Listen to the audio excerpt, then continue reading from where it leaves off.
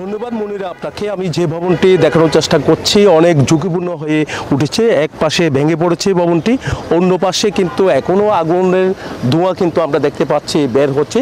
Fire সার্ভিসের team আছেন, তারা কিছুক্ষণ পর পর পানি দিয়ে আগুন নির্বাপনের কাজটি করছে। যেহেতু এখানে অনেক পোশাক শিল্প কারখানা ছিল, তো কারখানার পণ্য ছিল, তার কারণে কিন্তু আসলে ধোঁয়াগুলো কোনোভাবে নিয়ন্ত্রণে আনা সম্ভব হচ্ছে না। তদন্ত কমিটি কাজ শুরু করেছে। ফায়ার সার্ভিসের উচ্চপদস্থ কর্মকর্তা যারা আছেন তারাও আছেন, আমরা তাদের সাথে একটু কথা বলার চেষ্টা করব। আমি আপনার সাথে একটু জানতে চাচ্ছি, আপনাদের যে তদন্ত শুরু হয়েছে আসলে কি মনে করেন, কেন এই আগুন, ভয়াবহ আগুনের সূত্রপাত হয়েছে বলে মনে করছেন? ধন্যবাদ।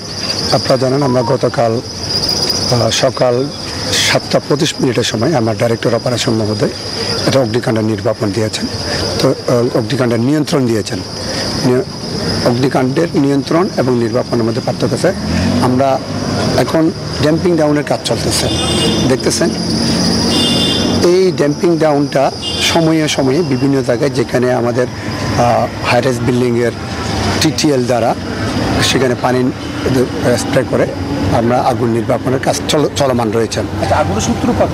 আগুনের সূত্রপাত এবং ক্ষয়ক্ষতি সব কিছু আমাদের অধিদপ্তর কর্তৃক গঠিত তদন্ত কমিটি, তাদের কাজের মাধ্যমে আমরা বলতে পারবো। আচ্ছা, তদন্ত কমিটির কাজ তো তদন্ত কমিটি গঠন করা হয়েছে। তদন্ত কমিটি তদন্ত কাজ শুরু করলে তখন জানা যাবে। আচ্ছা, প্রাথমিকভাবে কি ধারণা করছেন আসলে, যেহেতু আপনারা দুদিন ধরে এখানে কাজ করছেন? আমরা এখনো পর্যন্ত নির্বাপন যেহেতু শেষ হয়নি, আমাদের উপপরিচালক মহোদয় চট্টগ্রাম বিভাগ চট্টগ্রাম, উনি এসে আরও অবজারভেশন করে নির্বাপন দেওয়ার পরেই আমাদের তদন্ত কাজের শুরু হয়। আচ্ছা, এরকম ভয়াবহতা কেন হলো বলে মনে করছেন? এটা আমাদের গতকাল সকালে প্রেস ব্রিফিংয়ে আমাদের পরিচালক অপারেশন মহোদয়ই বলেছেন, এই বিল্ডিং অ্যাডেনিম একটা মিক্স অকুপেন্সি, মানে একই বিল্ডিংয়ে কয়েকজনের মালামাল রয়েছেন, কয়েকটি প্রতিষ্ঠানের মালামাল রয়েছেন।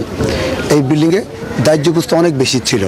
স্বাভাবিকভাবে দাহ্যবস্তু যেহেতু বেশি ছিল এবং মিক্স অকুপেন্সি রয়েছে, সেখানে কয়েকটি প্রতিষ্ঠান রয়েছে, এই কারণেই অগ্নিকাণ্ডের ভয়াবহতা এবং বাতাসের গতিসহ বিভিন্নভাবে বিভিন্ন কারণে অগ্নিকাণ্ডে বিস্তার লাভ করে। অনেক ধন্যবাদ। এই ছিল আমার এখানকার সর্বশেষ। ফিরে যাচ্ছি স্টুডিওতে মনিরার কাছে।